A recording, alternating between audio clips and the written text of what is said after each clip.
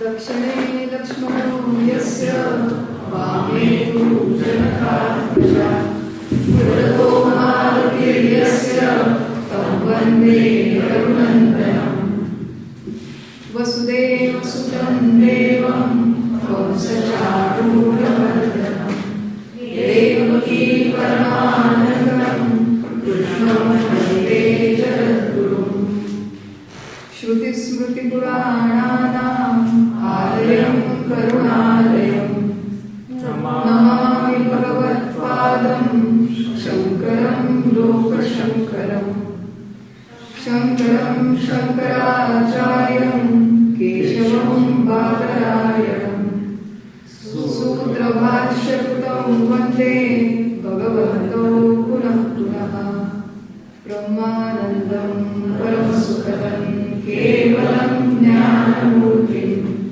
द्वन्द्वातीतं गगनसदृशं तत्त्वमस्याभिलक्ष्यम् एकं नित्यं विमलमचलं सर्वधी साक्षिभूतं भावातीतं त्रिगुणरहितं सद्गुरुं तं नमामि। प्रभु श्री रामचंद्र भगवान की जय। श्री सद्गुरुनाथ महाराज की जय। भगवान श्री राम, भगवान श्री कृष्ण, जगद्गुरु श्रीमद आदि शंकराचार्य यांना सादर प्रणाम करते। आपले सद्गुरु परमपूज्य डॉक्टर काका, आपले आचार्य परमपूज्य वंदाताई गंधे यांना देखील सादर सविनय प्रणाम करते।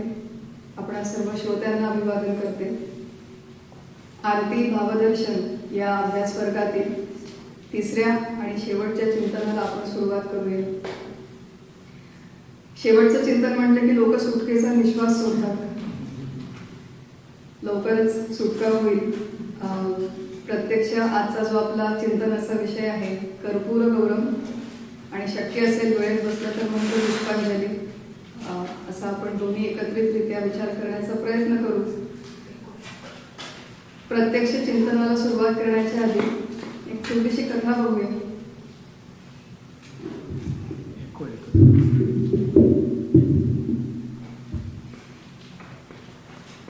एक छोटीशी कथा बघूया। एक संत सत्पुरुष महात्मे, फार फार वर्षांपूर्वीची गोष्ट आहे, एका आश्रमात राहत असत आणि त्या आश्रमामध्ये दिवसभर अध्यापनाचं काम चाले। संध्याकाळच्या वेळेस 6 ते 7 या वेळामध्ये ध्यान शिकवलं जात असे। शिष्यमंडळी होती, राहत होती आणि बरेच दिवस हा ध्यानाचा उपक्रम चालला। काही दिवसांनी त्या आश्रमामध्ये एक छोटंसं मांजराचं पिल्लू आलं। हे सगळेजण मंडळी ध्यानाला बसलेली असायची। ते मांजरीचं पिल्लू यायचं, लुडबुड करायचं मध्ये मध्ये, आधीच उल्हास। मग आता काय उपाय काय? तर मग ते जे होते तिथले महात्मे ते म्हणाले की आपलं ध्यान होईपर्यंत आपण या पिल्लाला बांधून ठेवूया। 6 वाजता बांधून ठेवायचं, ध्यान झालं की नंतर सोडून द्यायचं। मग हे अशा पद्धतीने ध्यान सुरू झालं की 5:45ला पिल्लाला बांधायचं, 7 वाजता सोडून द्यायचं। असे काही महिने, काही वर्ष गेले आणि ते जे महात्मे होते त्यांना देवाज्ञा झाली। वयस्कर तपोवृद्ध महात्मे होते, त्यांना देवाज्ञा झाली। दुसरे महात्मे आले, पण उपक्रम सुरू राहिला। आता मांजरीचं पिल्लू बरंच मोठं झालं होतं। मग काही वर्षांनी त्या मांजराला देवाज्ञा झाली, पण उपक्रम काय आहे आपला? आधी 5:45ला मांजराला बांधायचं आणि मग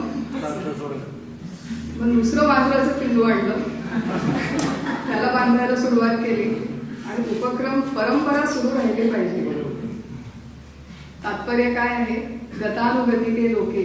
आपल्याकडे एक संस्कृतमध्ये श्लोक आहे, गत आणि अनुगतिक, म्हणजे एका पंथाने लोक गेलेले आहेत आणि त्याच्या पाठीमागे त्याच पंथाने यांत्रिकपणे लोक चालत राहतात। आपल्या संस्कृतीचं एक फार मोठं एक भाग्य आहे आणि आपलं एक फार मोठं दुर्भाग्य आहे असं मला कायम वाटतं। एक फार सुंदर सांस्कृतिक ठेवा, सांस्कृतिक मूल्य आपल्याला दिलं गेलेलं आहे आपल्या परंपरेतून। आपण खूप भाग्यवान आहोत की आपल्याला ते मिळालं आणि आपण अत्यंत दुर्भाग्यवान सुद्धा आहोत कारण की आपल्याला काय मिळालं याचं मूल्यच आपल्याला माहिती नाही। ईस्ट कोस्टवरून आम्ही आता इकडे आलो आहोत आणि ईस्ट कोस्टमध्ये असताना हार्वर्ड MIT सगळीकडे जाण्याचा एक आम्हाला संधी मिळाली. तिथे मला असं वाटतं हार्वर्ड म्युझियममध्ये, हार्वर्डच्या युनिव्हर्सिटीमध्ये एक छोटंसं म्युझियम म्हणता नाही येणार त्याला, एक गॅलरी होती. त्या गॅलरीमध्ये आतापर्यंत त्या युनिव्हर्सिटीमध्ये झालेले सगळे सायंटिफिक इन्व्हेन्शन्स, त्याचे छोटे छोटे मॉडेल्स ठेवले होते. आणि त्याच्यापैकी एक फार मोठं जुनं मॉडेल आहे, मला आता एक्झॅक्टली आठवत नाही, बहुतेक सायक्लोट्रॉनचं मॉडेल होतं, अतिशय जुनं. आणि त्याच्या इथे एक छोटंसं वाक्य इंग्लिशमध्ये लिहिलं होतं. ते वाक्य असं होतं, I am not the best because I am the oldest. छान वाक्य, ऐकून घेऊ. I am not the best because I am the oldest, I am the oldest because I am the best. आपलं हे जे वेद वाङ्मय आहे 5000 वर्षांपासून, I am the oldest because I am the best. आज आपण छोट्या छोट्या टेक्नॉलॉजी शिकतो, आज शिकतो आणि उद्यापर्यंत कालबाह्य झालेले असतात. अशा या सगळ्या युगामध्ये एक असं तत्वज्ञान आहे, एक अशी संस्कृती आहे, एक अशी शिकवण आहे की जी अनेक वर्षांपासून चालत आलेली आहे, आपल्यापर्यंत पोहोचली आहे. परंतु जे आपल्यापर्यंत पोहोचलं आहे ते आपण समजावून घेतलं नाही. आणि या अशा सत्संगाच्या, अभ्यासवर्गाच्या माध्यमातून आपण ते समजावून घेण्याचा प्रयत्न करत आहोत. 2 आरत्यांचा विचार झालेला आहे, पूजा, आरती, उपासना. मंत्र, पुष्पांजली आणि कर्पूर गौरव याचं वैशिष्ट्य काय आहे की आपला भारत देश हा विविधतेने नटलेला देश आहे. 22 पेक्षा जास्त अधिकृत भाषा आहेत आणि माझ्या असं वाचनात आलं होतं की 19,000 पेक्षा जास्त डायलेक्ट्स आहेत, बोली भाषा. प्रत्येक प्रांत वेगळा, प्रत्येक भाषा वेगळी, पोशाख वेगळा, सण उत्सव साजरे करण्याच्या पद्धती वेगळ्या, परंपरा वेगळ्या, आरत्या वेगळ्या, आरत्यांचे सूर वेगळे. परंतु हे सगळं प्रत्येक प्रांतामध्ये जरी वेगवेगळं असेल तरी एक गोष्ट उत्तरेपासून दक्षिणेपर्यंत सामान्यत्वाने सगळ्या प्रांतांमध्ये केली जाते, ती म्हणजे आरती म्हटल्याच्या नंतर कर्पूर गौरम हा भगवान शंकराचा श्लोक म्हणायचा, कर्पूर आरती करायची आणि त्याच्यानंतर मंत्र पुष्पांजली म्हणायची. हा सगळ्या प्रांतांमध्ये सामान्यपणे पाळत असलेली, आपण सर्वांना परिचयाची असलेली अशी ही परंपरा आहे. मला खूप दिवस असं वाटायचं की कर्पूर गौरम म्हणताना ही त्या कापुराची आरती असं मला वाटायचं लहानपणी. मोठं झाल्यावर नंतर जेव्हा त्या श्लोकांचे अर्थ वाचले तेव्हा कळलं की कर्पूर गौरम ही त्या कापुराची आरती नाही आहे, हा भगवान शंकराची स्तुती असलेला श्लोक आहे. आणि या श्लोकाचं जेव्हा आपण संपूर्ण आरती म्हणून झालेली आहे आणि आता आपण कर्पूर पेटवतो, आधी भगवंताला ती आरती देतो आणि नंतर आपण सगळेजण त्या कर्पूराची आरती घेतो. हे करत असताना आपली मनोरचना कशी असावी, आपण आत्ताच ऐकलं याच्या आधीच्या चिंतनामध्ये की देवीची स्तुती करणं अपेक्षित आहे. त्या आरतीमधून भगवंताची, देवीची स्तुती केलेली आहे, तशी या श्लोकामधून भगवान शंकराची स्तुती केलेली आहे. स्तुती जेव्हा आपण करतो तेव्हा तुमचा जय, तुमची स्तुती, तुम्ही खूपच महान आणि आमचा नेहमी पराजय, या भावनेतून आपण वर्षानुवर्ष हे करत आलेलो आहोत. भगवान शंकर किती महान, देवी तर फारच महान, गणेशाची तर काय बोलायलाच नको. असं आहे की ती स्तुती आपण अवश्य करावी, परंतु ज्या भगवंताचं गुणगान आपण गातो त्यातले काही गुण आपल्या अंगी यावेत म्हणून आपण जागरूक होणं आणि त्याच्यासाठी जागरूकपणे प्रयत्न करणं अपेक्षित आहे. कर्पूराचा हा आपण जेव्हा श्लोक म्हणतो भगवान शंकराचा, त्या प्रत्येक शब्दामधून भगवान शंकराचे काही गुण निर्देशित केलेले आहेत. ते गुण आपल्याला ठाऊक व्हावे, त्या संदर्भातला भाव आपल्या मनात जागृत व्हावा आणि आपण देखील तसं बनण्याचा प्रयत्न करावा, ही प्रवृत्ती आपली व्हावी, ही प्रेरणा आपल्याला मिळावी, हा भाव आपला जागृत व्हावा. या दृष्टीने ही कर्पूराची आरती म्हणूनही आपण हा श्लोक, कर्पूर गौरम हा जो श्लोक आहे याचं आपण थोडंसं चिंतन करूया की आपलं भाव जागृत झालं पाहिजे आणि आपण तसं होण्यासाठी आपली प्रवृत्ती झाली पाहिजे. कर्पूर गौरम करुणावतारम सगळ्यांच्या पाठ असलेला श्लोक आहे. अर्थ बघूया त्याचा. कर्पूर गौरम म्हणजे कर्पुरासारखे शुभ्र, निर्मळ, कर्पुरासारखे शुभ्र आणि निर्मळ असलेले भगवान शंकर तेजस्वी रूप असलेले भगवान शंकर, करुणावतारम म्हणजे करुणेचा प्रत्यक्ष अवतार असलेले भगवान शंकर, संसार सारम या संपूर्ण संसारामध्ये केवळ सार रूपाने एकच तत्व ज्यांचं आहे असं हे शिवतत्व असणारे भगवान शंकर, संसाराचं साररूप असलेले भगवान शंकर, भुजगेंद्र हारम ज्यांनी आपल्या गळ्यामध्ये सर्पराज वासुकीचा हार धारण केलेला आहे, सदा वसंतम हृदयारविंदे आपल्या भक्तांच्या हृदय कमळामध्ये जे नेहमी निवास करतात, सदा वसंतम हृदयारविंदे, भवम भवानी सहितन नमामि. भव म्हणजे शंकर, भवानी म्हणजे पार्वती. भवम भवानी म्हणजे पार्वती सहित असलेल्या म्हणजे शक्ती सहित असलेल्या शिवाला, पार्वती सहित असलेल्या शिवाला नमामि म्हणजे मी नमन करतो. हातात आपण जेव्हा कर्पूर घेऊन ही आरती ओवाळतोय तेव्हा भगवान शंकराचे हे सगळे गुणविशेष आपल्या डोळ्यासमोर यावे आणि त्याचा आपण थोडा अजून पुढे विचार करूया की या गुणविशेषांमधून आपण काय शिकावं आणि काय शिकणं अपेक्षित आहे. कर्पूर गौरम सगळ्यात पहिलाच शब्द आहे. आपण अर्थ बघितला की अत्यंत निर्मळ, तेजस्वी, शुभ्र आणि स्वच्छ असा कापूर असतो आणि या कापरासारखेच शुभ्र आणि निर्मळ असलेले भगवान शंकर आहेत. आत बाहेर असं काही नाही. भोला साम म्हणतात त्यांना.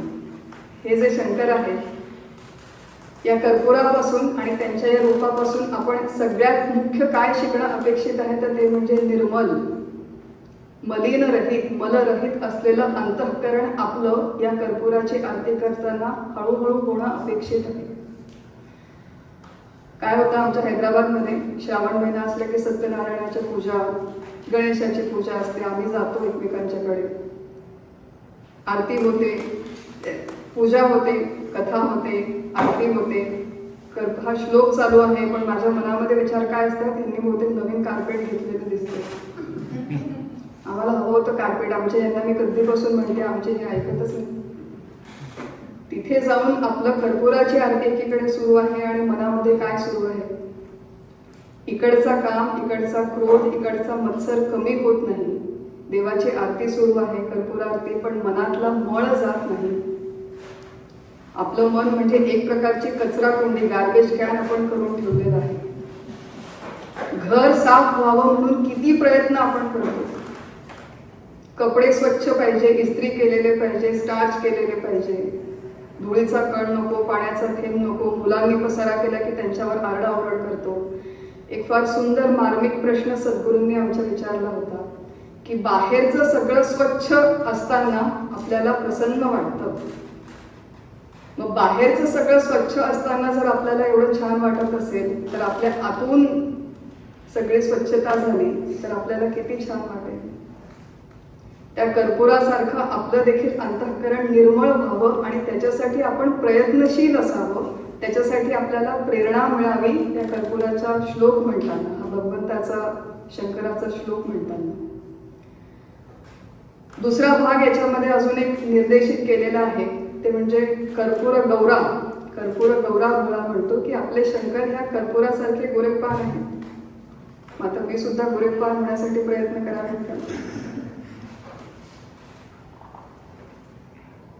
याच्यामध्ये हरिहराचं ऐक्य सुचवलेलं आहे. हरिहराचं ऐक्य कशा पद्धतीने सुचवलं आहे की भगवान श्री विष्णूंनी अमृताचं प्राशन केलं पण श्री विष्णूंच्या हृदयामध्ये शंकर राहतात. त्यामुळे विष्णूंनी प्यायलेल्या अमृताचा प्रभाव शंकरावर झाला आणि ते कर्पूर गौर झाले. आणि शंकरांनी जे हलाहल विष प्राशन केलं त्याचा परिणाम त्यांच्या हृदयात असणाऱ्या विष्णूवर झाला आणि म्हणून विष्णू निळे सावळे झाले. अशी एक प्रतिकात्मक कथा आहे, अशी एक प्रतिकात्मक मान्यता आहे. त्याच्यामुळे हरिहरांचं ऐक्य आपल्याकडे मानलेलं आहे. विष्णू वेगळे, शंकर वेगळे, राम वेगळा, दत्त वेगळा, देवी वेगळी, गणपती वेगळा. आमचा गणपती खूपच आवडता आहे. आमचा देव, आमचं गाव, आमचं तीर्थक्षेत्र, आमचं कुलदैवत, आमची उपासना, आमचा संप्रदाय, आमचे सद्गुरू किती श्रेष्ठ आणि तुमचा संप्रदाय, तुमचे सद्गुरू. आपले जी मनोवृत्ती प्रपंचात असते तीच सगळी कचरा असलेली मनोवृत्ती घेऊन आपण परमार्थात येतो आणि तोच कचरा सगळा इकडे आणतो. आमचं तुमचं संपत नाही. इथे काय सांगितलेलं आहे की आपली एखाद्या देवाकडे अफिनिटी असू शकते, आपल्याला एखाद्या देवाबद्दल जिव्हाळा अथवा जवळीक वाटू शकते, पण मला रामाबद्दल खूप जवळीक वाटते म्हणजे कृष्ण कमी आहे, कनिष्ठ आहे, किंवा कृष्णाबद्दल वाटते म्हणून राम कनिष्ठ आहे, या संकल्पनाच आपण मुळातून बदलण्याची आवश्यकता आहे. कारण की आपलं तत्वज्ञान सांगतं हे जे सगळे देव आणि देवांची वेगवेगळी रूपं हे फक्त वरचं रॅपर आहे. आतमधलं तत्व एकच आहे, चॉकलेट एकच आहे, त्याला वेगवेगळे रंग लावले, कधी निळा, कधी लाल, कधी पांढरा, परंतु आतलं तत्व एकच आहे. हरिहरांचं ऐक्य आहे. आणि आपण जेव्हा शंकराचा हा श्लोक म्हणतो, स्तुती करतो, तेव्हा याच माध्यमातून आपण राम, विष्णू आणि इतर सगळ्या भगवंताची देखील स्तुती करतो. हा भाव आपल्या मनामध्ये जागृत असावा. कर्पूर गौरम, अजून एक कर्पूराचा गुण आहे, हे सांगता येईल? लवकर पेटतो. पुढे काय? लवकर पेटतो आणि एकदा तो जळून संपला की त्याच्यातून काहीही उरत नाही, काहीही शिल्लक राहत नाही. पण आमचं कसं होतं, अभ्यास वर्ग झाला तरी अभ्यास वर्ग शिबिर आम्ही मोठा आयोजित करतो आणि मग अभ्यास वर्ग झाल्याच्या नंतर काय छान अभ्यास वर्ग झाला नाही, मेनू काय मस्त होता, आपल्या सगळ्यांना आवडला, फोटो बघायचे, त्याच्या गप्पा मारायच्या. एक ऑब्जेक्टिव्ह अनालिसिस म्हणून ठीक आहे की काय बरोबर केलं, काय चुकलं, ह्याचा एका हद्दीपर्यंत विचार व्हावा. पण आपण 2-2, 5-5 वर्ष ते सगळं धरून बसतो की तेव्हा काय झालं, मी काय केलं, त्यांनी काय केलं. कर्पूरासारखं जळून झालं की काम झालं की तत्क्षणी ते विसरून जावं. एक फार सुंदर या संदर्भात प्रसंग आहे. आपले सद्गुरू परमपूज्य डॉक्टर काका यांच्याकडून हा ऐकला होता. काय होतं की हे केवळ आध्यात्मिक क्षेत्रामध्ये नाही, व्यवहारामध्ये पण आपण खूप कामं करतो. ते काम, त्याला मिळालेलं यश अपयश हे सगळं संपून जातं. पण ती जी पास्ट ग्लोरी आहे, कधी काळी आपल्याला जे काही मिळालं होतं त्याला आपण इतके घट्ट चिकटून बसतो, ते सोडताच येत नाही आपल्याला, असं होतं. किंवा कधी कधी काम झालं आहे पण त्याचं फळ मिळालं नाही, खूप वेगवेगळ्या गोष्टींना आपण चिकटून बसतो.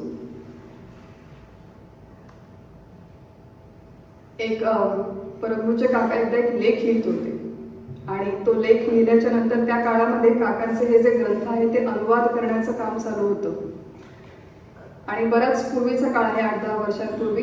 आणि इंग्रजीमध्ये लिहिलेले हे अनुवाद प्रकाशित करण्यासाठी आम्ही पब्लिशर शोधत होतो. त्यांची अशी सूचना होती की महाराष्ट्राच्या बाहेरचा पब्लिशर शोधा म्हणून. इंग्रजी अनुवाद होता पण तो पब्लिशर मिळत नव्हता, ओळखी नव्हत्या आणि कदाचित त्याची थोडीशी अँझायटी मनामध्ये असू शकेल. त्या काळात काकांच्याकडे आम्ही गेलो होतो आणि तेव्हा एका नियतकालिकाला, मासिकाला देण्यासाठी सद्गुरू एक लेख लिहित होते. लेख लिहून झाल्याच्या नंतर त्यांची एक पद्धत असे की ते जो कोणी घरात आहे सेवेला किंवा आलेला त्याला ते वाचायला देत असत किंवा एकदा वाचून बघ, काही कमी जास्त असेल तर सांग. आम्ही तिथे होतो, त्यांनी आम्हाला तो लेख वाचायला दिला, आम्ही वाचला, म्हणे सगळं व्यवस्थित आहे ना, म्हटलं हो व्यवस्थित आहे. तर त्यांनी ॲड्रेस दिला, असा असा तो ॲड्रेसला त्या पाकिटात घाला आणि ॲड्रेसवरती त्या लेख पाठवून द्या. हा सगळा प्रकार झाला आणि झाल्याच्या नंतर सद्गुरू परमपूज्य डॉक्टर काका एकच वाक्य म्हणाले. खरं हा प्रश्न आम्ही त्यांना विचारला नव्हता पण आमच्या मनातली अँझायटी त्यांनी कदाचित जाणली असेल आणि म्हणून त्यांनी सांगितलं की एकदा लेख लिहून झाला की त्याच्याबद्दल काहीही विचार करत नाही. हा लेख पब्लिश होईल की नाही, पब्लिश झालेला तो कोणी वाचेल की नाही, वाचल्यावर त्याला त्याचा उपयोग होईल की नाही, त्यापैकी कुठलाही विचार मी करत नाही. लेख लिहून झाला की विषय संपला. My job ends there. त्यांचं असं एक स्पेसिफिक वाक्य होतं की my job is writing the article. तेव्हा ते म्हणाले होते माझं काम लेख लिहिणं हे आहे. जो वाचतो तो उपयोग करून घेतो की नाही, माझं कौतुक करतो की नाही, मला ते सांगतो की नाही, हे माझं काम नाही. आणि अशी जर बाउंड्री आपल्याला आखून घेता आली की हे माझं काम आहे कर्पुरासारखं, ते माझं काम संपलं, आता याच्या पुढचं तुमचं काम, तर आपल्या जीवनातला खूप संघर्ष कमी होऊ शकतो. कर्पूर गौरम करुणावतारम मंत्र पुष्पांजलीपर्यंत आपण बहुतेक जाणार नाही, त्यामुळे मी धावपळ करत नाहीये. सिलेबस कम्प्लीट करायचं असं काही आपल्याला घाई नाहीये, जेवढं होईल एका तासात तेवढं करूया. करुणावतारम म्हणजे करुणेचा प्रत्यक्ष अवतार असलेले भगवान शंकर. आत्ताच तुम्ही म्हणाले की देवी करुणेचा अवतार आहे, देवी आपल्यावर करुणा करते, माता शंकर सुद्धा करुणा करतात का? देवी सुद्धा करुणा करते, परंतु शंकराचा करुणा करण्याचा प्रकार वेगळा आहे थोडा. काय म्हटलं? शंकर हे कशासाठी प्रसिद्ध आहेत? ब्रह्मा, विष्णू आणि महेश. भगवान शंकरांची आपल्यावरती झालेली सगळ्यात मोठी करुणा आणि सगळ्यात मोठी कृपा म्हणजे जेव्हा या सृष्टीचं चक्र सुरू झालं तेव्हा सर्व प्रकारचा विनाश व्हावा सृष्टीमध्ये आणि आपल्या जीवनामध्ये, याची जबाबदारी कोणी घेतली? अत्यंत अप्रिय काम कोणी स्वतःकडे ठेवून घेतलं?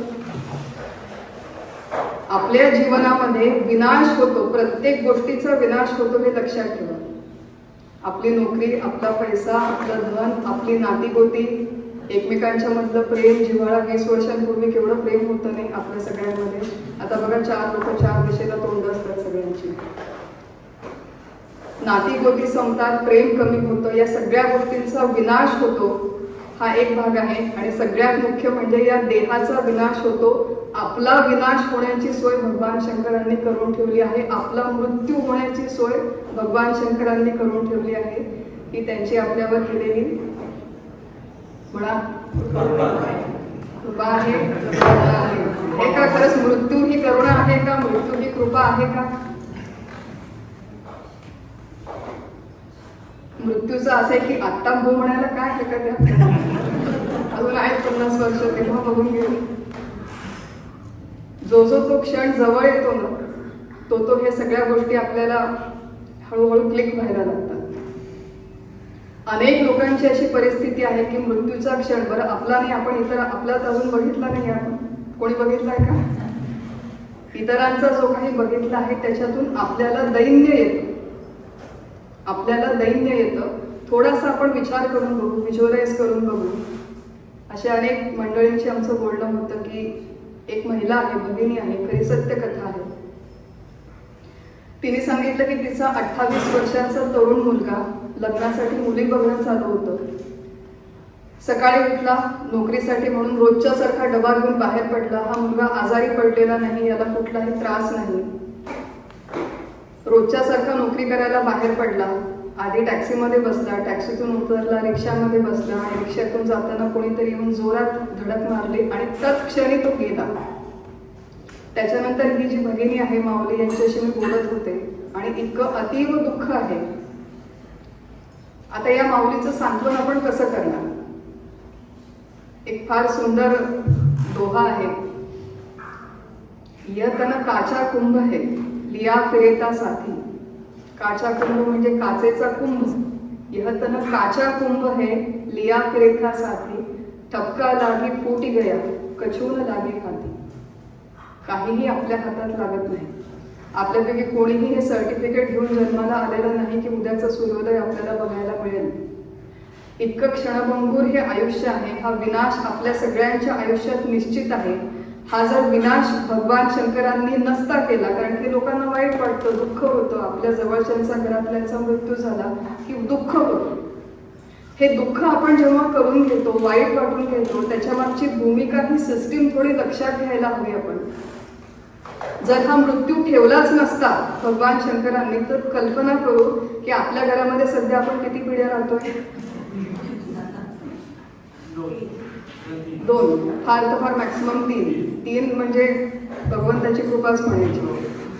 आता आपले आई बाबा, आपले आई बाबा, आपले सासू सासरे, त्यांचे आई बाबा, त्यांचे सासू सासरे, प्रत्येकाचे वेगवेगळे, त्यांचे आई बाबा, त्यांचे सासू सासरे, असे 50 पिढ्या आपल्या घरात आता असल्या असत्या. विचार करा. ते सगळे आले, काही काळ जगले आणि गेले, त्याच्यामुळे आपण सुखाने राहतोय. तसं पुढे काय? आपण आलो, काही काळ राहिलो आणि मग आपण गेलो की आपल्यानंतरच्या पिढ्या, आपण आयुष्यभर जगलो, याच्या पुढे लॉन्जिव्हिटी काय, संजीवनी, तर काय होईल जगाचा विचार करायचा. त्यामुळे मृत्यू ही केवळ एक घटना आहे परमार्थाच्या, वेदांताच्या दृष्टीने. खरं म्हणजे जो खरा मी आहे आणि खरा शंकर आहे तो न जायते न म्रियते तिथपर्यंत आपल्याला आपलं तत्वज्ञान घेऊन जातं. पण त्या तत्वज्ञानाकडे जाण्याच्या आधी नियान व्यावहारिक स्तरावरती हा विचार आपण करू शकतो की तो कर्पूर जसं त्याचं कामापुरतं काम करतो, नंतर पटकन नष्ट होतो, काहीही स्वतःचे रेमनंट्स ठेवत नाही, तसं आपल्याला पटकन काम करून त्या कामातून घरातलं काम असो, व्यावसायिक काम असो, धार्मिक आध्यात्मिक क्षेत्रातलं तत्क्षणी चटकन मोकळं होता आलं पाहिजे. त्या कर्पुरासारखं कर्पूर गौरम करुणावतारम आपण बघितलं की शंकराची ही कृपा आहे आपल्यावरती. संसार सारम भुजगेंद्र हारम, संपूर्ण संसाराचं साररूप तत्व म्हणजे भगवान शंकर असं म्हटलेलं आहे. संपूर्ण संसाराचं सार म्हणजे भगवान शंकर. आता भगवान शंकर म्हणजे केवळ भगवान शंकर आपण त्यांच्या मूर्तीकडे बघितलं, पिंडीकडे बघितलं तर त्यांची मूर्ती हे संपूर्ण संसाराचं सार नाही. भगवान शंकर आपल्याकडे देवाची जी संकल्पना आहे ती एकूण 4 स्तरावर मांडलेली आहे. इथल्या सगळ्यांचं श्रवण झालेलं आहे असं मी गृहीत धरते. सगुण साकार प्रतिमा, सगुण साकार प्रतिमा ज्या अवतारांपासून बनलेली आहे ते सगुण साकार अवतार. सगळे अवतार जे आहे का ईश्वर तत्वाचे आहे ते सगुण निराकार. सगळ्यांच्या परिचयाचं आहे का? मी जरा भरभर करते, नाहीतर मग थोडं विस्ताराने सांगावं लागेल. परिचयाचे आहे का? चत्वार देव संकल्पना सगळ्यांनी ऐकली आहे का? हो नाही?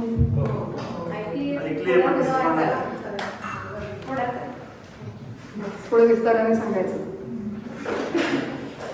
आपला जो खरा देव आहे, आपण मगाशी म्हटलं की हरिहराचं ऐक्य आहे, हरिहराचं ऐक्य आहे. आपल्याकडे सगळे जे देव आहेत त्यात एक फार छान मजेदार घटना झाली.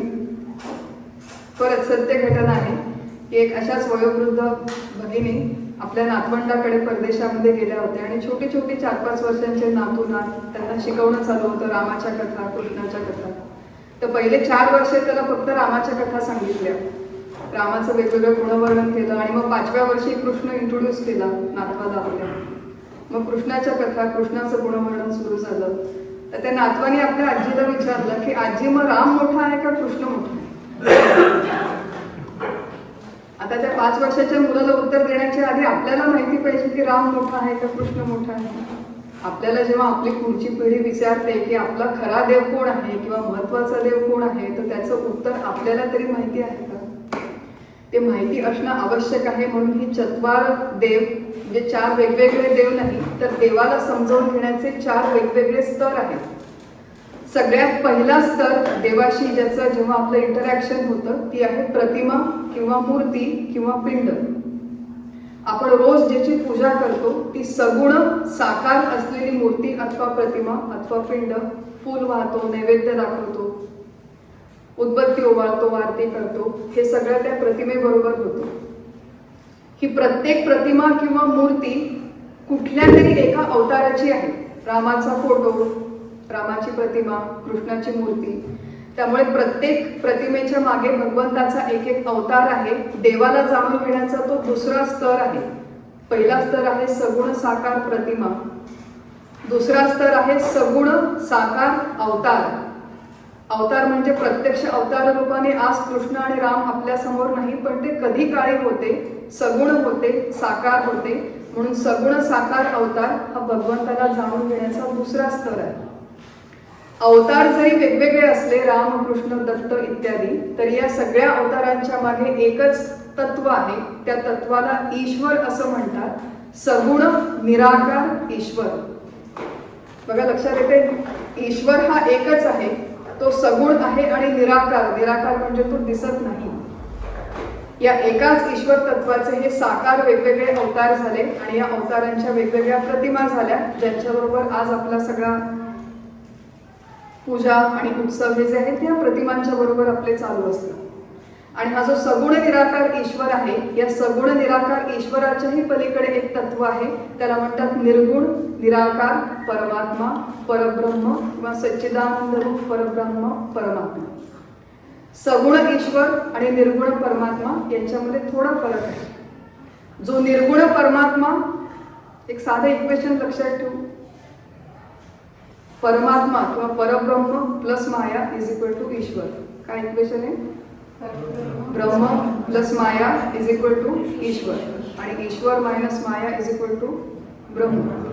हे सोपं इक्वेशन आहे, हे लक्षात ठेवायचं. ईश्वर जो आहे, ज्या ईश्वराचे हे सगळे अवतार आहेत, तो ईश्वर सुद्धा आपल्या शास्त्राने माईक म्हटलेला आहे. सुरुवातीला हे समजून घ्यायला पचायला थोडं कठीण जातं आपल्याला. हा ईश्वर, त्या ईश्वराचे अवतार सुद्धा आपल्याकडे माईक म्हटलेले आहेत. माईक एवढ्याच अर्थाने म्हटले आहे कारण की त्याला उत्पत्ती, स्थिती आणि लय आहे. ईश्वर आणि ब्रह्म याच्यामध्ये काय फरक आहे हा होमवर्कसाठी ठेवूया आपण. अभ्यास वर्ग झाल्यावर होमवर्क पाहिजे ना काहीतरी. अजून बराच ईश्वर आणि ब्रह्मावर बोलत बसलो तर अर्धा तास पुढचा त्याच्यामध्ये जाईल. परंतु असं हे 4 स्तरांवरती समजून घेण्याचं भगवान देव नावाचं तत्व आहे. खरा देव कोण असं जर आपल्याला आपल्या पुढच्या पिढीने विचारलं तर आपल्याला एका वाक्यात सांगता आलं पाहिजे की आमचा देव म्हणजे सच्चिदानंद रूप निर्गुण परमात्मा आहे.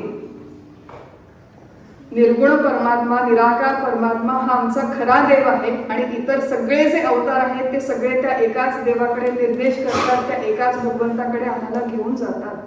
हे आपल्याला आपल्या पुरतं माहिती पाहिजे. इथे सांगितले की संसार सारम, तो जो निर्गुण परमात्मा आहे तो या संपूर्ण संसाराचं सार आहे.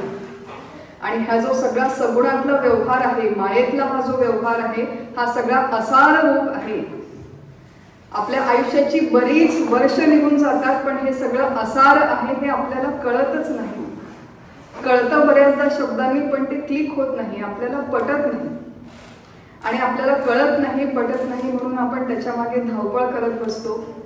हा जो असार रूप संसार आहे याचा वर्णन करताना आपल्या उपनिषदांनी वेगवेगळ्या उपमा सांगितलेल्या आहेत.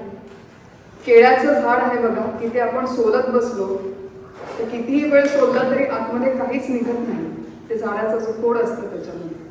तसा हा संसार आहे. तुम्ही कितीही वेगवेगळ्या प्रकारे याच्यातून सुख उपभोगण्याचा प्रयत्न केला तरी अंतिम सुख याच्यातून प्राप्त होत नाही. गंधर्व नगर या संसाराला म्हटलेलं आहे. गंधर्व नगर म्हणा, केळ्याचा बुंधा म्हणा झाडाचा, किंवा मृगजळ म्हणा, काहीही म्हटलं तरी या संसारामध्ये काहीही सार नाही. म्हणजे याच्यातलं काहीही टिकाऊ नाही किंवा यातलं काहीही उपभोगलं तरी मला आनंद आणि समाधान मिळणार नाही, पूर्णत्व येणार नाही. आणि या संसारामध्ये आपण अडकून बसतो, संसाराला आपण चिकटून बसतो. आणि त्याचा परिणाम असा होतो की सगळं आयुष्य निघून जातं. आता अंतिम क्षण जवळ येतो, टाटा बाय बाय करायची वेळ झालेली आहे. आणि तेव्हा आपल्याला कुठेतरी क्लिक होतं की इतकी वर्ष मी जी धावपळ केली ती कशासाठी केली, फॉर व्हॉट पर्पज. ज्यांनी भरपूर या संसारामध्ये कमवलं आहे, ज्याला आपण आत्ता सार समजतो, खूप धन कमवलं, मोठं घर बांधलं, 2-4 असं आहे की आम्ही भारतामध्ये आता नुकतीच एक कार घेतली, लेटेस्ट मॉडेल आमच्या भारतातलं घेतलं. त्याच्यामुळे जरा आमचा फुगा हवेत होता इथे येईपर्यंत. काय झालं, इथे आल्यामुळे BMW आणि काय काय टेस्ला वेगवेगळ्या गाड्यांमधून सध्या आम्हाला रोज फिरवत आहेत. मग आमच्या लेटेस्ट मॉडेलचं काय झालं. तर अशा वेगवेगळ्या गोष्टी गोळा करण्याच्या भानगडीमध्ये आम्ही इतकी वर्ष घालवली. आता जीवनाचा अंतिम क्षण जवळ आला आणि असे जे अनेक अकम्प्लिश लोक आहेत, सत्ता, संपत्ती, यश, कीर्ती, प्रतिष्ठा ज्यांनी भरपूर मिळवलेलं आहे, अशा सगळ्या लोकांचा जेव्हा आपण विचार करतो की त्यांच्या जीवनाचा अंतिम दिन कसा होता, अंतिम क्षण कसा होता, याचा आपण थोडासा विचार करूया. विन्स्टन चर्चिल आपल्या सगळ्यांना माहिती आहे, त्यांच्या जीवनाचा जो अंतिम क्षण होता तेव्हा ते म्हणाले होते, the last words from his mouth, I am bored with it all. दुसऱ्या महायुद्धात पंतप्रधान होते, नेतृत्व केलं होतं ब्रिटनचं, अतिशय प्रभावी व्यक्तिमत्व. आपल्या आयुष्याच्या शेवटच्या क्षणी म्हणतात की I am bored with it all. Richard Feynman, प्रसिद्ध फिजिसिस्ट, क्वांटम मेकॅनिक्समध्ये ज्यांनी भरपूर कार्य केलेलं आहे, ते आपल्या जीवनाच्या अंतिम क्षणी म्हणतात, I would hate to die twice, it is so boring. I would hate to die twice, it is so boring. Frank Sinatra म्हणतो, आय एम लुझिंग. म्युझिशियन आहे, फिजिसिस्ट आहे, पंतप्रधान आहे, दा विंचीचे पण असेच वर्ड्स आहेत काहीतरी पेंटर. या लोकांनी इतकं सगळं कमावलं परंतु आयुष्याच्या अंतिम क्षणी बोर्डम आहे, वैफल्य आहे, पोकळी आहे, ती का आहे हे एका ठिकाणी ठेवूया आपण, आणि दुसऱ्या ठिकाणी जे आपले संत महात्मे आहेत ज्यांनी हा निर्गुण परमात्मा जाणून घेतला, त्यांच्या जीवनाचा अंतिम दिन, अंतिम क्षण कसा होता आणि मला कशा प्रकारचा हवा आहे last day of my life, ज्या दिवशी आपण रिफ्लेक्ट करू कदाचित. कारण की आता तर रिफ्लेक्शनला वगैरे आम्हाला कुठे वेळ आहे, असं जीवनावर रिफ्लेक्ट करायला वेळच नसतो आपल्याकडे. इतकी धावपळ चालू आहे की रिफ्लेक्ट कधी करणार. संत स्वामी विवेकानंद, आवर्जून प्रत्येकाने एकदा स्वामी विवेकानंदांचं पूर्ण चरित्र वाचायला जरी वेळ नसेल तरी स्वामी विवेकानंदांच्या जीवनातला शेवटचा दिवस कसा होता हे आवर्जून प्रत्येकाने वाचावं. केवळ 39 वर्षांचं वय आहे, केवळ 39 वर्ष. अंतिम दिन आलेलं आहे, त्यांनाही माहिती आहे की आज माझा अंतिम दिन आहे. सकाळी उठले, फिरायला गेले, फिरून आल्याच्या नंतर थोडं बसले, 3 तास ध्यान केलं, ध्यान करून उठले. उठल्याच्या नंतर स्वयंपाकघरात गेले, आपल्या सगळ्या आश्रमातल्या सहचार्यांच्या बरोबर बसले, भजनं गुणगुणली, आनंदात पोटभर जेवण केलं. दुपारी 12 वाजता जेवण झाल्याच्या नंतर एक 10 मिनिट विश्रांती घेतली. दुपारी 3 तास पाठ संस्कृतमधल्या एका ग्रंथाचा शिकवला, 3 तास दुपारी. संध्याकाळी परत थोडा वेळ फिरायला गेले आपल्या सहचार्यांच्या बरोबर. हा अंतिम दिवस आहे त्यांच्या जीवनाचा. आणि त्याच्यानंतर जेव्हा हे सगळं करून झालं तेव्हा सांगितलं की आता या खोलीमधलं दार उघडून द्या, दार बंद करून घ्या आणि याच्यानंतर कोणी आतमध्ये येऊ नका. आतमध्ये जाऊन बसले आणि हरिओम. ज्ञानेश्वर महाराजांनी आपल्या 21व्या वर्षी स्वेच्छेने समाधी घेतली. सद्गुरूंनी फार सुंदर शब्द वापरले की इतकी समाजाची अवहेलना स्वीकारली, भगवद्गीतेसारख्या ग्रंथावर मराठीमध्ये टीका लिहिली आणि टीका लिहिल्याच्या नंतर समाजामध्ये प्रसिद्धी मिळाली. आणि जेव्हा ज्ञानेश्वरी एनकॅश करण्याची वेळ आली, काय म्हटलं, एवढा मोठा ग्रंथ लिहिला, एनकॅश करण्याची वेळ आली, तेव्हा काय म्हणाले ज्ञानेश्वर महाराज, 21वं वर्ष आहे, लक्षात ठेवा. आम्ही जातो आमच्या गावा, आमचा राम राम घ्यावा, माझी काया आणि वाणी गेली म्हणाल अंतःकरणी, तरी मी आहे जगत जीवनी निरंतर. समर्थ रामदासांचे हे शेवटचे शब्द आहेत. मग इतकं वैभवशाली अंतिम दिन, बरं असं नाहीये की फक्त शेवटचा दिवस चांगला आणि आधीचे सगळे दिवस दुःखी, असे आपले संत महात्मे नव्हते. जीवनाचा प्रत्येक क्षण, प्रत्येक दिवस अत्यंत कार्यक्षम बाहेरून आणि आतमध्ये परिपूर्ण शांती, कुठलीही अपूर्णता नाही, दुःख नाही, बोर्डम नाही, वैफल्य नाही, पोकळी नाही, एकटेपणा नाही, असं इतकं सुंदर वैभवशाली जीवन आपले संत महात्मे का जगले? कारण की तो निर्गुण परमात्मा म्हणजे मी हा मुख्य साररूप अनुभव त्यांनी आपल्या जीवनात घेतला. आणि जे असार आहे, बोलू की नको मला प्रश्न आहे, म्हणजे मोठं घर, मोठी गाडी, याच्या मागे त्यांनी धावपळ केली नाही. याचा अर्थ खरं मंत्रपुष्पांजली मला घ्यायची होती, आज वेळ मिळणार नाही. मंत्रपुष्पांजलीमध्ये आपल्याला भरपूर वैभव असावं, समृद्धी असावी अशी सगळी प्रार्थना केलेली आहे. त्यामुळे आपल्या संस्कृतीला वैभवाचं वावडं नाही, पैसे असू नयेत असं आपल्याला कोणीही म्हणत नाही. परंतु पैसे किती मिळवावे, कशा पद्धतीने मिळवावे, किती साठवावे आणि कशा पद्धतीने भोगावे, वेळ आले की कसा सोडून द्यावं, या सगळ्याचं तारतम्य आपल्याला ही आपली संस्कृती कर्पूर गौरम, मंत्रपुष्पांजली या सगळ्या माध्यमातून शिकवते की भोगा आणि वेळ आले की तत्क्षणी सोडून द्या. संसार सार, या संसारामधल्या या बाकीच्या सगळ्या गोष्टी असार रूप आहे. साररूप केवळ निर्गुण शिव आहे, निर्गुण परमात्मा आहे, तो मी आहे हे जाणून घेण्याचा प्रयत्न केला तर मग शेवटचा दिवस गोड होईल. आणि तोपर्यंतचे सगळे दिवस गोड होण्याची सुद्धा शक्यता आहे. पण असार गोष्टींच्या मागे धावलं तर मग रामकृष्ण हरी. भुजगेंद्र हारम, कर्पूर गौरम करुणावतारम, संसार सारम, भुजगेंद्र हारम. भुजगेंद्र हार म्हणजे सर्पाला त्यांनी आपल्या गळ्याभोवती ठेवलेला आहे भगवान शंकरांनी. हा सर्पाला जेव्हा ते आपल्या गळ्यामध्ये धारण करतात ते परत प्रतिकात्मक आहे.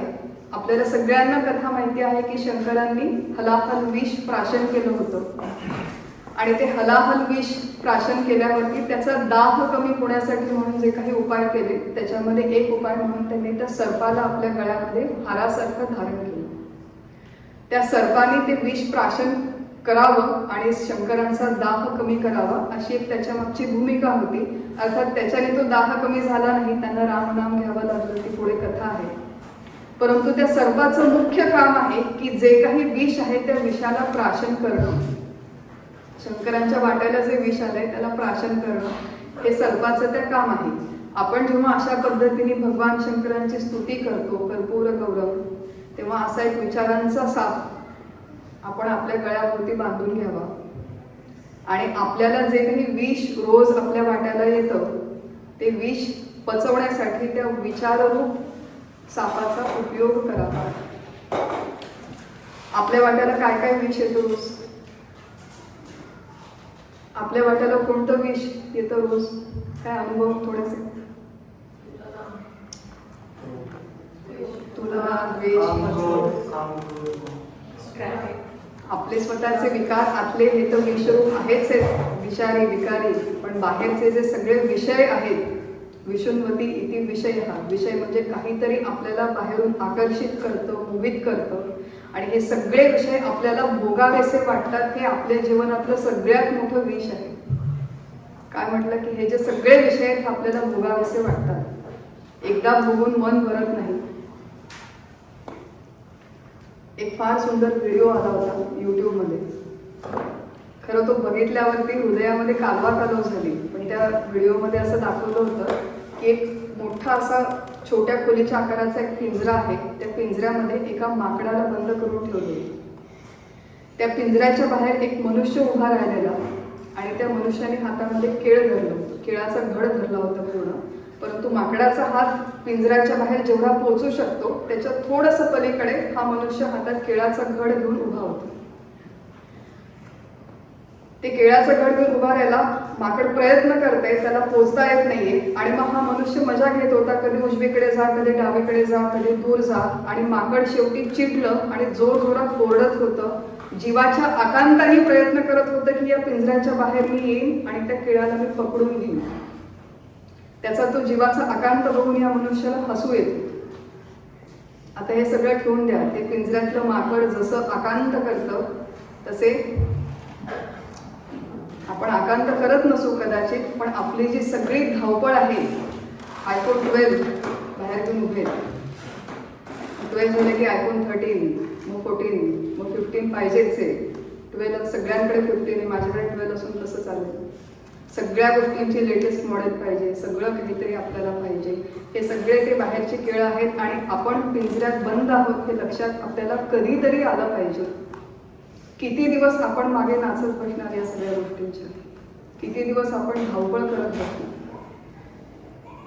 भुजगेंद्र हारम म्हणजे हे जे सगळं बाहेरच्या विषयांचं विष आहे जे आपल्याला सातत्याने आकर्षित करतात, त्याचा प्रभाव कमी करण्यासाठी म्हणून हा जो श्लोक हे वेदांताचं जे तत्वज्ञान आहे, ज्याच्यामध्ये काय खरं काय खोटं, काय सार काय असार हा विचार आपल्याला सातत्याने दिला जातो. या विचारांचा सर्प आपण आपल्या भोवती बाळगावा, सातत्याने हा विचार करण्याचा प्रयत्न करावा, तर हे आकर्षण थोडं कमी होण्याची शक्यता नाकारता येणार नाही.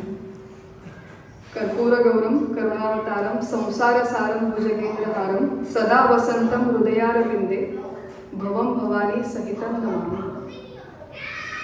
सदा वसंतम हृदयारविंदे. वसंतम, वसंत म्हणजे निवास करतो, तम हृदयारविंदे, हृदयरूपी कमळामध्ये हे शंकर निवास करतात. कोणाच्या हृदयरूपी कमळामध्ये निवास करतात? कोणाच्या हृदयरूपी कमळामध्ये निवास करतात? आता देवीच्या आरतीमध्ये हा विषय झाला होता, लक्षात आहे का? आपण शंकराचे भक्त आहोत का? हो का नाही? हो.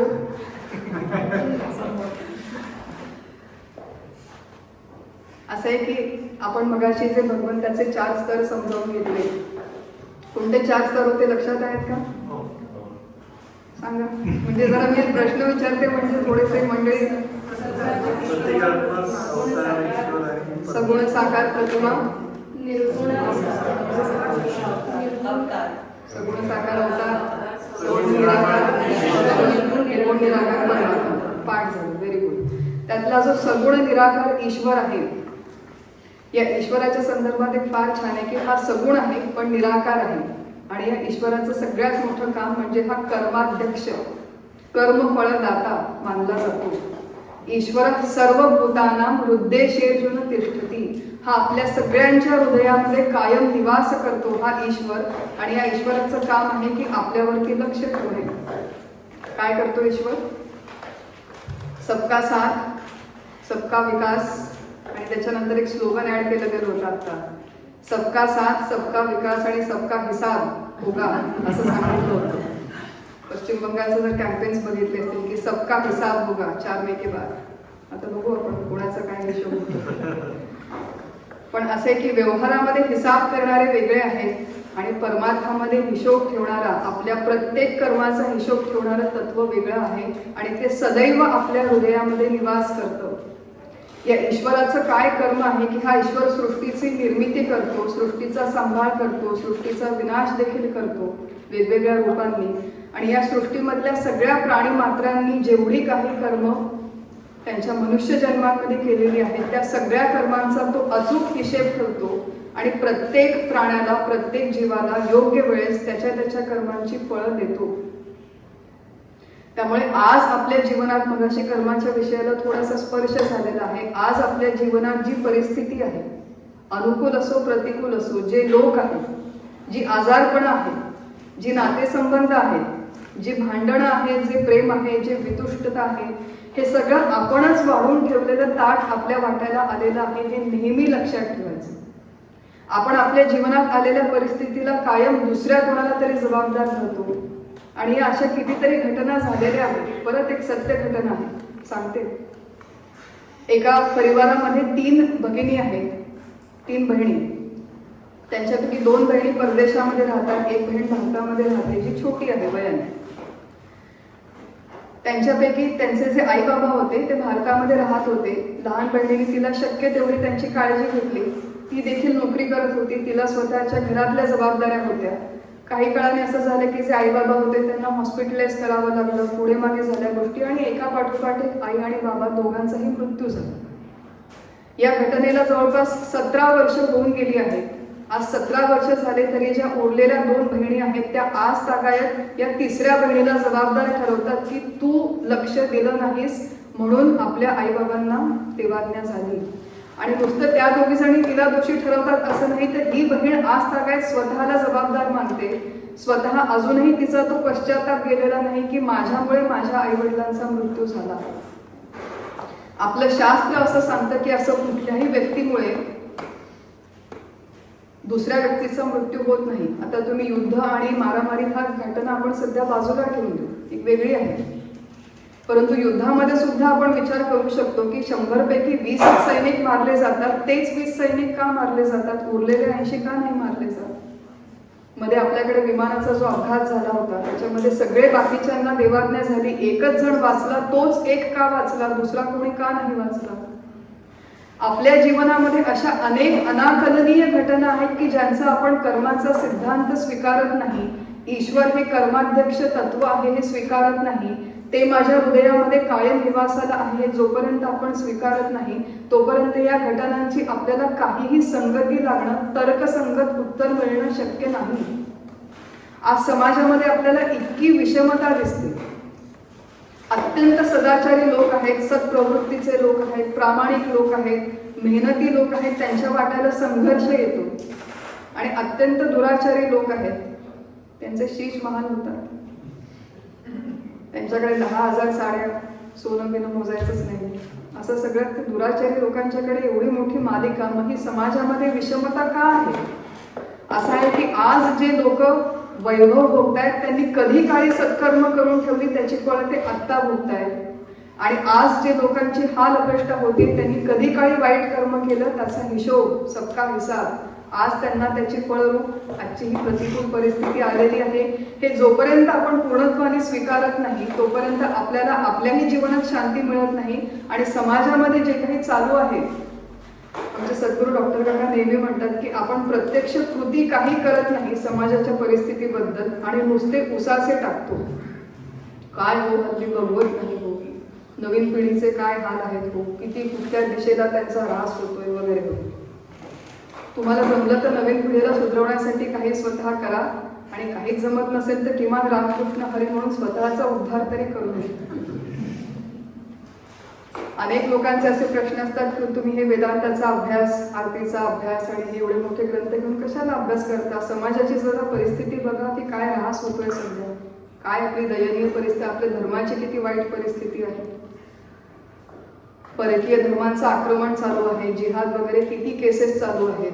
मग एवढं सगळं धर्म आपला सध्या संकटामध्ये आहे, आपलं राष्ट्र संकटामध्ये आहे. काहीतरी एवढं मोठं समाजासाठी कार्य करायचं सोडून तुम्ही हे काय वेदांत पंचदशी विवेक चूडामणी हातात घेऊन बसता? अशा पद्धतीचे अनेक प्रश्न विचारले जातात, लोकांचा आरोप असतो.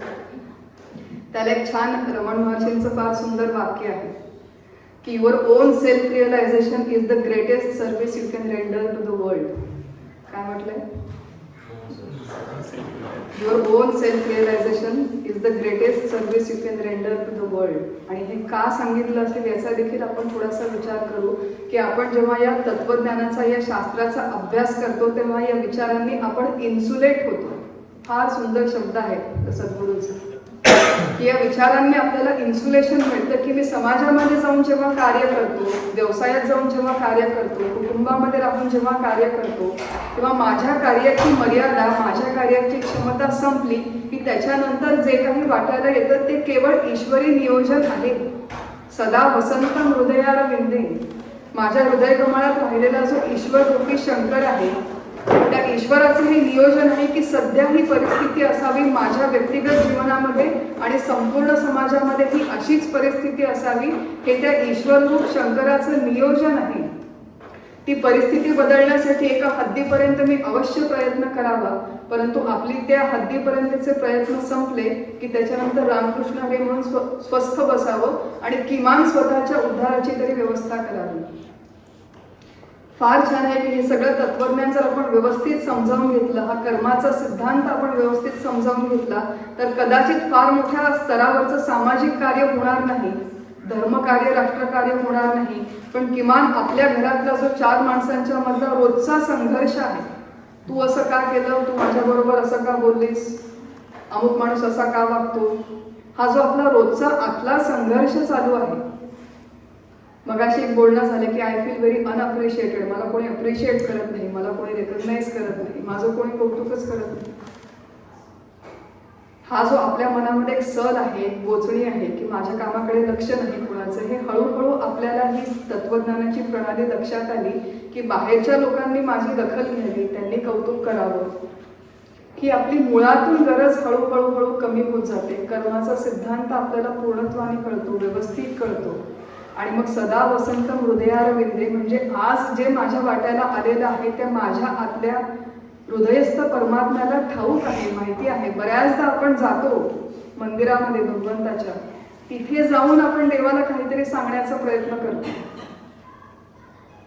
तिथे जाऊन देवाला सांगितल्याच्या नंतर त्याला कळतं का आपल्या जीवनात काय चालू होतं.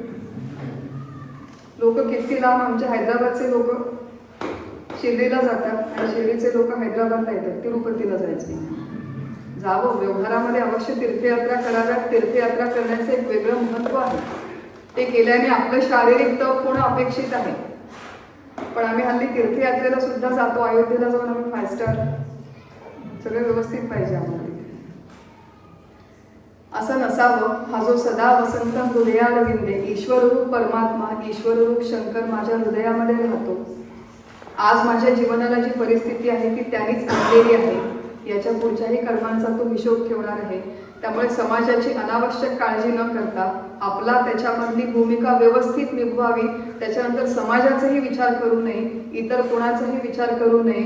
पण तो खरा शंकर कोण आहे, खरा निर्गुण परमात्मा कोण आहे, तो जाणून घेण्यासाठी प्रयत्नशील व्हावं. आणि ही सगळी जाणीव त्या कर्पूर घेऊन आरती करताना, शंकराचा श्लोक म्हणताना, स्तुती करताना ही सगळी जाणीव आपल्याला व्हावी.